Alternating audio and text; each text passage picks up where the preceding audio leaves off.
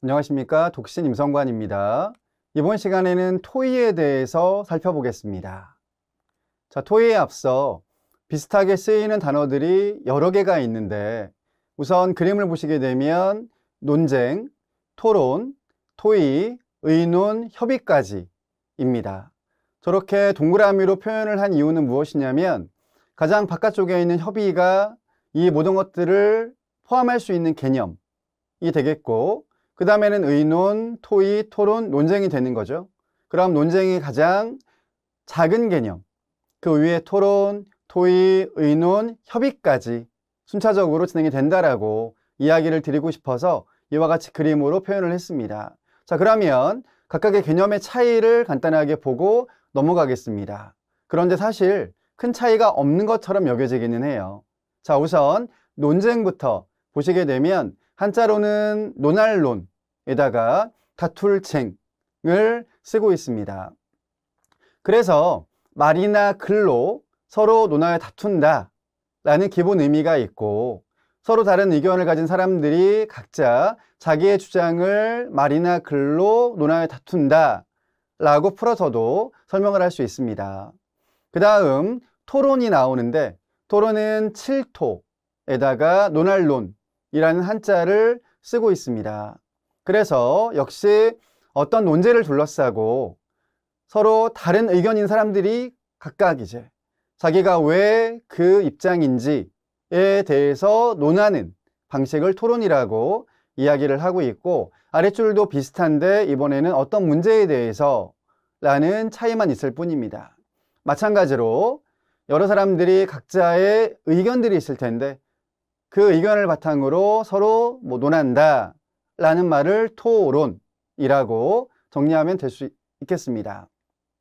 그 다음 이어서 의논과 협의가 나와 있는데, 토의는 이따가 다시 살펴볼 거기 때문에 일단 제외를 시키고 나머지 두 개의 개념을 마저 보고자 하는 것입니다. 자, 의논은 의논할 의에다가 논할 논 이런 한자를 써서 서로 논의를 한다, 말 그대로 서로 어떤 부분에 대해서 회의를 한다, 의견을 서로 주고받는다 등등 그런 맥락의 단어가 되겠습니다.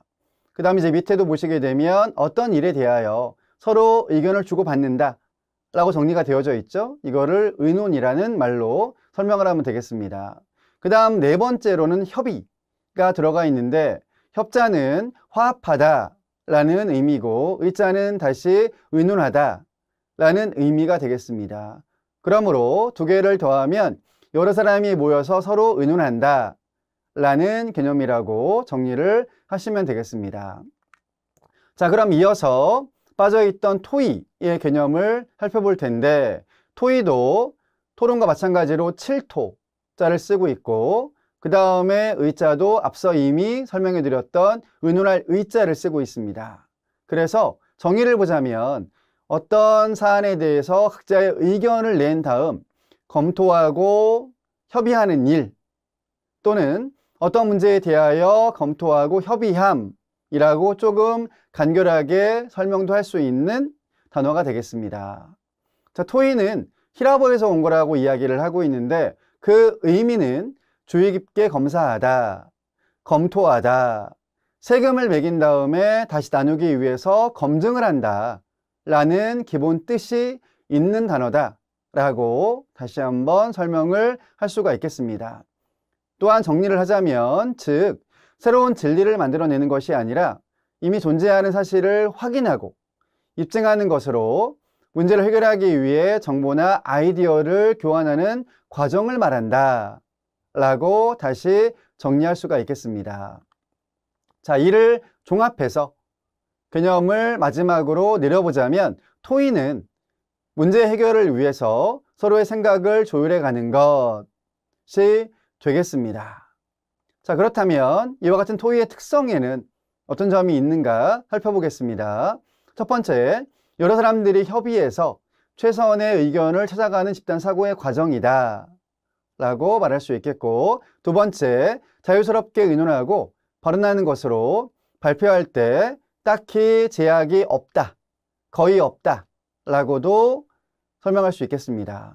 그리고 세 번째, 이기고 지는 문제가 아니기 때문에 다른 사람의 의견을 무시하거나 깎아내릴 필요가 없다라는 것도 토의의 중요한 특성 가운데 하나라고 이야기할 수 있겠고, 그 다음 네 번째, 문제 해결을 위한 의견의 일치를 얻으려고 서로 협동하여 이야기하는 방식이다 라는 특성도 담겨 있습니다.